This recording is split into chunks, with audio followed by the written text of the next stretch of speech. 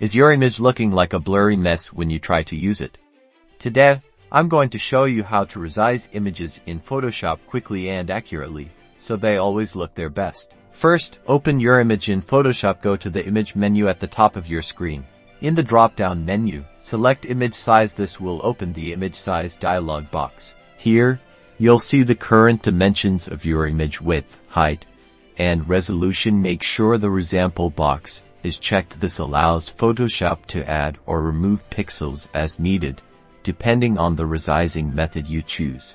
Click the Resample drop-down and select an option. Bicubic Automatic is generally a good starting point, but experiment with Bicubic Smoother for enlargements and Bicubic Sharper for reductions to find what looks best for your image. Now, enter your desired width or height. Make sure the chain icon between width and height is active to maintain the image's proportions. This prevents distortion.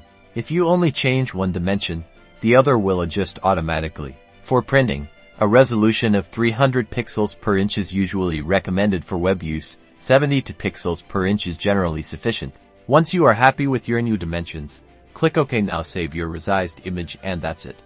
You've successfully resized your image in Photoshop.